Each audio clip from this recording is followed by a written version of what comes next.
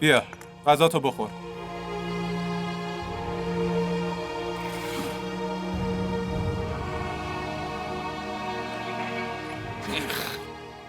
این غذا سرده.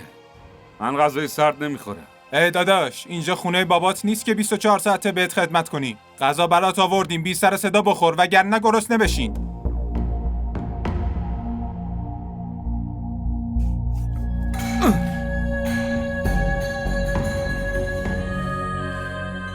من این غذای سرد رو نمیخورم. من غذای سرد نمیخورم.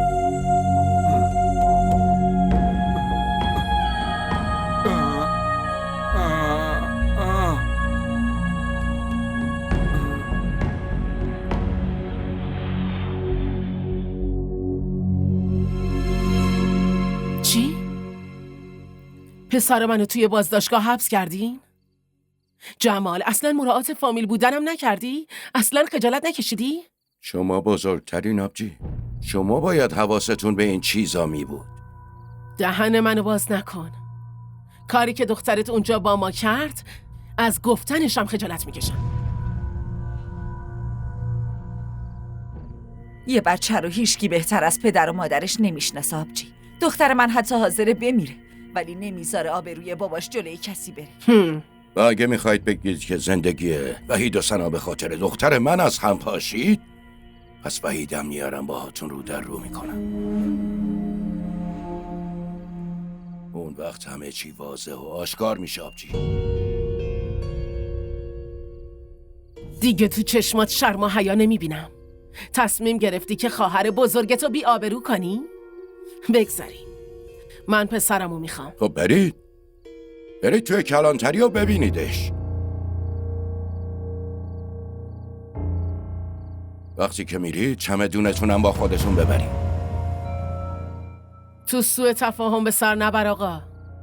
این خونه همون قد که مال توه، مال منم هست. شما توی سوء تفاهم به سر میبرید آبجی. این خونه فروخته شده. شما هم سهمتون رو از این خونه گرفتی.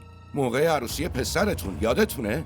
تازه به غیر از این اگه میخواید کار دیگه هم بکنید اختیار کامل با شماست. خیلی منو ناامید کردی. خیلی برات متاسفم. خیلی. و شما چی کار کردی؟ کارهایی که شما با دختر من کردی اونا چی بود؟ مگه میشه با دروغی وصلت رو پیش برد؟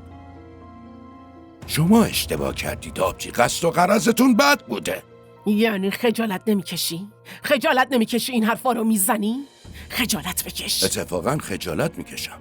واسه همین توی این خونه وایستادی. واقعا؟ از روی این بچه خجالت میکشم وگرنه. آها، وگرنه منم مثل پسرم از این خونه بیرون مینداختی مگه نه؟ نه خیر آبجی. هنوز اونقدر انسانیت سرم میشه و فقط بهتون یه شب اجازه میدم اینجا بمونید. فردا صبح براتون جا پیدا میکنم. بریم ریحانه.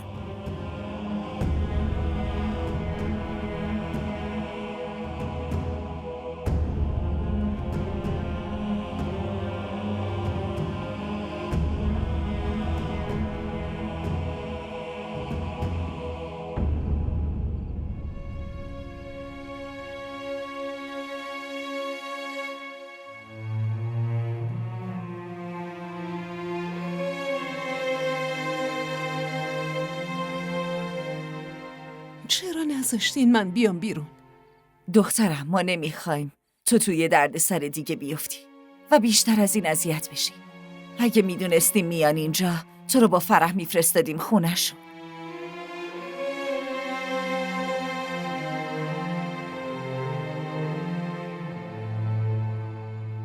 الان چی کار کنیم مامان؟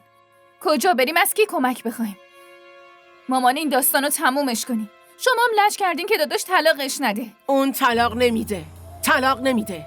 اینا رو به گریه میرسونه. اینا آدمای پستین.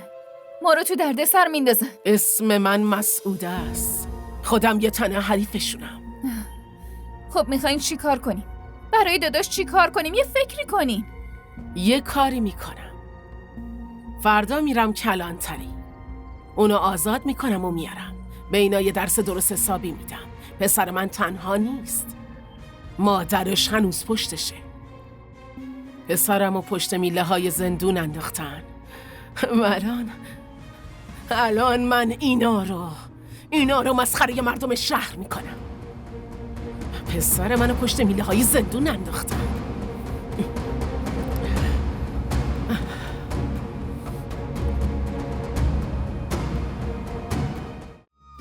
کانال ما رو سابسکرایب کنید.